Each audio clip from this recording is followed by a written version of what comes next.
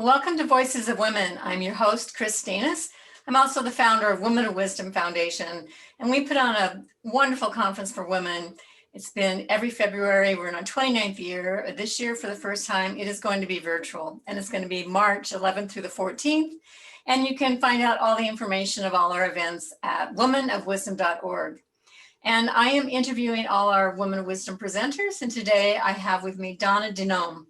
Donna is an engaging facilitator for personal growth, trained in traditional and depth psychology with advanced certification in spiritual coaching and sacred practices. Donna was recognized by the prestigious 5280 magazine as Colorado's spiritual health guru for her innovative combination of healing and empowerment techniques. She's led spiritual retreats both in the US and Mexico for 21 years and started and led a spiritual women's group, the Women's Circle, and Sacred Sisters. And she's been a master success coach in private practice since 1987. She's also an award-winning, internationally published author of 6 books, which include Turtle Wisdom, 8 Keys to Wholeness, and As You Feel, So You Heal. She also is a creator of engaging online programs, Rite of Passage, and 8 Essential Keys, tools for hope-filled healing and expansive evolutionary growth. She's given a workshop on Saturday afternoon, March 13th. It's called Coming Out of the Cave, Lessons of the Sun Goddess Amaterasu. I said that right. So yes. Welcome, Donna. Yes. Thank you. Yeah, well, we're glad to have you back again at this year's conference. You were many years ago, did a team workshop with us. And so we're very happy to have you back and are able to because you're in Colorado and we're doing a virtual conference. So I'm so excited about this virtual conference. It will really allow a lot of women who aren't typically able to travel to you to participate. And I look forward to including my community in that group. Yes, that's great. I know we're looking forward to people coming from all over the US and any country around the world. And so we get to meet new people, and that's wonderful. So I want you to share a little bit about yourself. I know that you overcame a background of brutal sexual abuse, which led to rebellious adolescent gang affiliation, single motherhood, and state welfare. And so, I mean, I think that's your gift to share how you overcame that. That must have been quite an endeavor and at a young age. Well, it was a bit challenging. I have to say that I, in retrospect, have discovered so many gifts that came out of all of that time of challenge and turmoil. And of course, that's the basis of a lot of the work that I do now, which is that no matter what you're going through, no matter how difficult or challenging or horrific a situation is, there are always those lessons, those gifts, those really prime insights that are the potential of that time. So, you know, my abuse happened very early when I was 6 or 7 years old, and it wasn't within my family, it was within my church. So it was not only sexual abuse, but it was ritual abuse. And it's interesting though, because out of that has come this insatiable desire and need really for the sacred, to restore the sacred, which is one reason I'm drawn to your work and Women of Wisdom, because we're aligned that way. And so for decades, really over 30 years, I've professionally worked in that area where I've been hired to create ceremony. I lead lots of ceremony. I infuse it in and through all of my workshops, including the one I'll be sharing at the conference. And so I attribute that to really coming from a place where my spirituality was threatened by these people who were in, you know, a position of authority and supposedly the spiritual leaders. And yet what occurred during that time frame, which probably isn't common, but it's what my experience was, is that I connected very directly and very consciously with my guides. And they were the saving grace. I think you're talking about spiritual guides, like. Yes, spiritual guides. And so they weren't there on the physical to Mhm. protect me, but they protected not only my psyche, my ability to survive that experience, but they also protected my heart Mm. and opened up some channels for me, which to this day I utilize the intuitive, the ability to pick up on information, the empathic, the ability to feel what other people are feeling. And I walk forward with that gift. And so, although one would never say, I'm glad that happened, I believe, as most things, it was a part of what would become my story. I call it our wisdom stories. Yeah, I mean, and that's quite something to overcome at such a young age, and to, especially in a spiritual setting, you put this trust on spiritual leaders. And the fact that you have come through that, I imagine you can help a lot of people, because that's not a single, you're not alone in that happening. If you think about all the abuse that's been in the Catholic Church, and Mhm. yeah, so to be the fact that you had those spiritual guides, it's kind of led you in a path of becoming a spiritual guide for others to help them go through Mm. this huge challenge, and the healing, that, because a lot of people, I would think, have a hard time healing that, a long time, or at least. Well, and I feel that no matter what's going on with someone, no matter what they're struggling on or with, I can see the potential for the healing.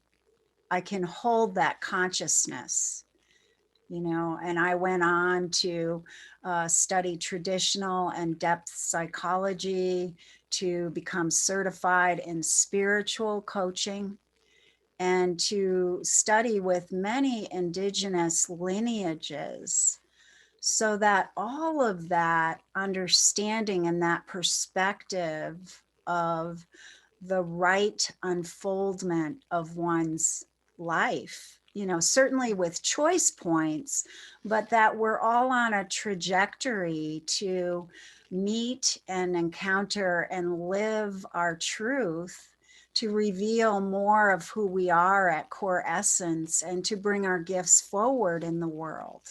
Mm-hmm. Yeah, and that's what we're here to do. And that's something that happens at Women of Wisdom, the focus of that, and the witnessing, being in circles, all our workshops.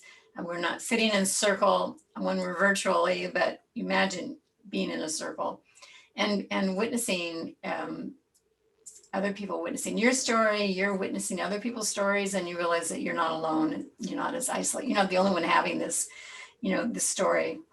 Um, and your workshop is using the myth of the Shinto Sun Goddess.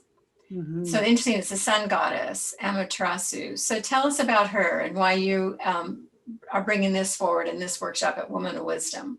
Yes, and don't you love it? Amaterasu, the Shinto sun goddess, the sun goddess, not the moon goddess. And of course, we know and love so many moon goddess stories. Mm-hmm. But it's interesting that this one is about a goddess who really had that sun influence. In fact, in Japan, the flag with the circle on it, that circle is believed to be Amaterasu. Oh, okay.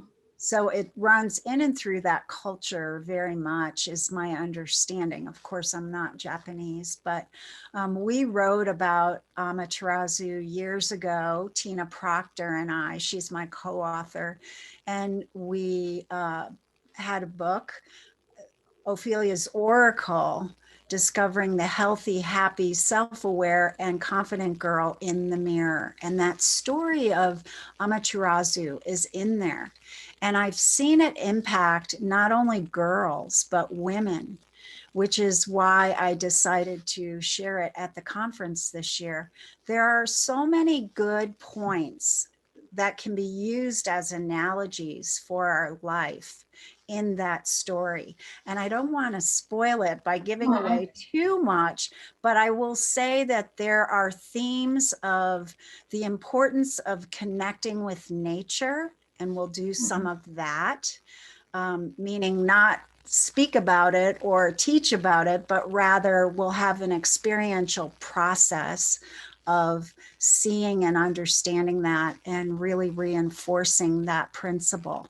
There's also elements of working with our emotions and how our emotions sometimes will cause us to react to things such as fear or anger in a way perhaps that doesn't exactly serve us.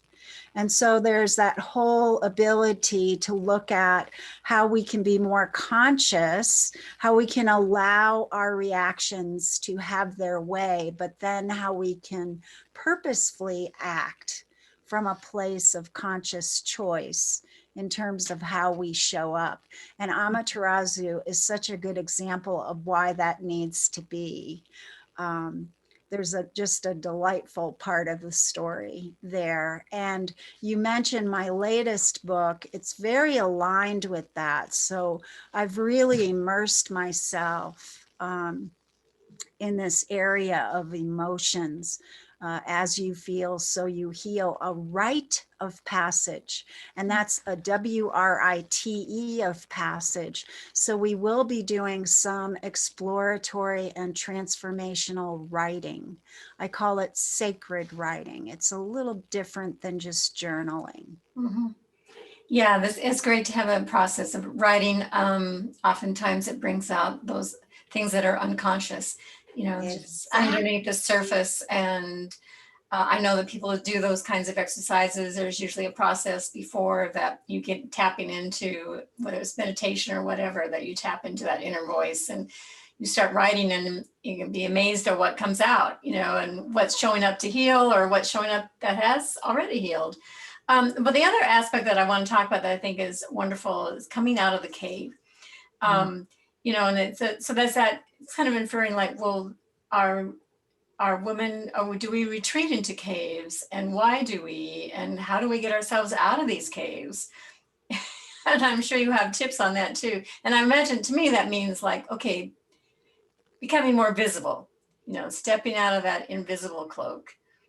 Yes, I love everything you're saying. It's so right on, Chris, in terms of, well, first I would say that even those of us who don't think we're in a cave, we're going to explore the ways that maybe we've gone into a cave in this time of COVID.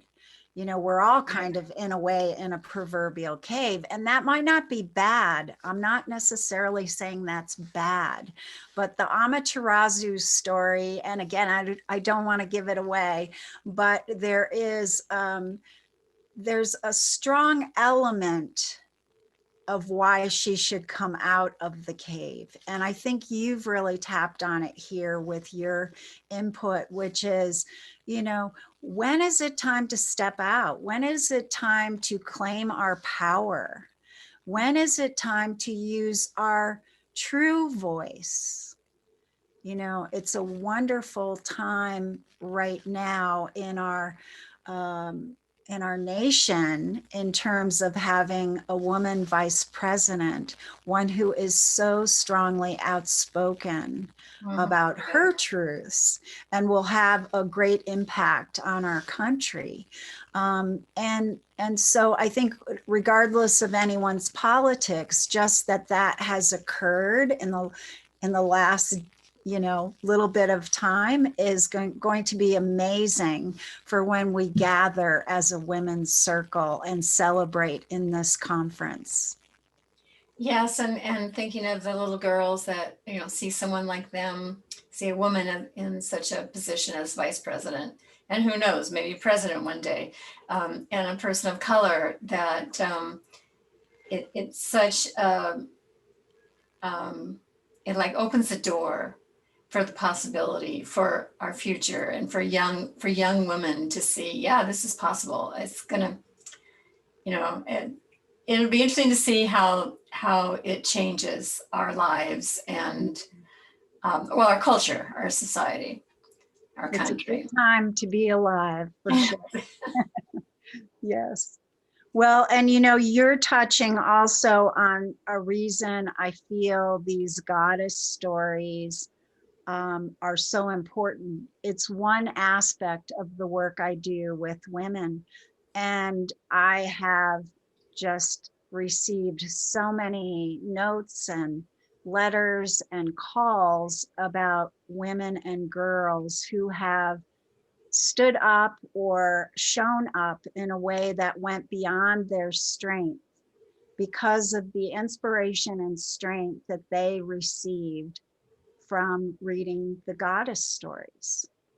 We even had in Colorado a horrific situation with a young girl who wasn't very popular, and she was invited to a party. And the girl who invited her to that party had a number of friends who were boys who gang raped this girl. And the girl who invited her filmed it and then put it on the internet. Mm. And, just the worst thing that we could imagine a young girl having to endure. And yet I was told by her grandmother, who had gifted her our book for Christmas, that she told her grandmother, I'm pressing charges because Artemis, who's in the book, would want me to. And I don't want this to happen to any other girl. So I'm going to go and I'm going to speak about it, even though it's going to be so hard for me, because Artemis would want me to. Ah, yeah, it's such a gift, your book, that she could get that information, almost like Artemis is speaking to her, and she's going to bring on that Artemis energy and carry that forward in her speaking. She knows she's got Artemis has her back. Yes, Artemis has her back, and Artemis moves in and through her. Mm-hmm. Right? So we all have these divine feminine qualities. They may be dormant. They may be a small part of us. And that's, again, part of the gift of sitting with the story. The story is such a small part. I tell the story in less than 5 minutes. Mm-hmm. But then we sit with those aspects and we look at what relevance do they have to me in this modern time. Right. Because all of the goddesses that I've read, not that I know all of them, but all of the ones I've been in connection with have an aspect of what I would call protection for others, and in some way are contributing to the divine sisterhood. And I believe that's true about every woman too, is that we can look at what is our contribution and how are we going to show up to either stand for or protect or impact, take care of other women, other girls. Mm-hmm. And again, I'm speaking to a master with this, because this is what the women of wisdom do. Well, I don't know if I call myself a master. I hold the energy in the container for that to happen. And that's, part of our mission. Yeah. For women to empower their voices and we see that happening over the years, of women coming year and year, again, is seeing their growth and their changes and how they have a stronger voice and how they've gone off and manifested something and become leaders elsewhere. Um, and that's our first mission statement was empowering the dreams and spirit of women. And now Mm, it's kind of evolved to raising the feminine consciousness, mm, but it's all still there too. And it comes from women sharing their stories and sharing it for the collective consciousness so that other women can grow. And, when they hear your story, it's a gift. And that's the whole thing too, coming out of the cave is to share those gifts and to not be hiding them. To be hiding them, I came to realize a few years ago is selfish. Like even because I'm shy or scared to speak in a group, I'm actually being selfish because what I could share is for somebody else to learn from, or is going to bring an aha or yeah. a learning for them, or they're going to see, oh, I'm not alone. Somebody else went through this too. And so it's a gift, even if it just reaches one person. Your story has fulfilled its purpose. And so we have to get over our selfishness, our self-consciousness. Absolutely, absolutely. And sometimes the sharing that impacts somebody the most or reaches out to that one woman and really goes into her heart may not be the most learned or the most experienced woman. Sometimes it can be someone still in a struggle Right. who shares the point of that struggle and reflects on it in some way, and that resonates with somebody else. So I feel like, it's not about assessing where one is at and feeling like you've made it. We never really truly make it. We're always souls evolving. And so to honor every step of the way is really to embrace that beautiful earth walk that we're each doing right now. Right. Well, it's so glad to have you on the show today. Thank you for sharing your wisdom and your healing gifts that you bring and will bring to the conference in March. Yes, I'm looking forward to it. Yes. And So I would love to have anyone who's listening come and join us and have a great experience on that Saturday. yes, great. And please share your website. People can find out more about you. So there's a couple of ways you can go to the website. You can go to Wild Success, the number 4 and the word you, Wild Success for You. You can go to Your Wisdom Story, or you can use my name, DonnaDeNomme.com. Okay, great. And everybody check out Woman of Wisdom website. Look for under the conference tab for conference 2021. Full schedules there, information about all the presenters, and then also how you can register. And the early bird deadline for a great price for 3 full days is January 31st. So be sure to check that out. Even at the full price, it's well worth it. It's, yeah, it changes people's lives, and we would love to see you. So thank you. I'm Chris Danis, the host at Voices of Women, and be back with more shows in the future. Thank you, Chris. See you at the conference. Yes.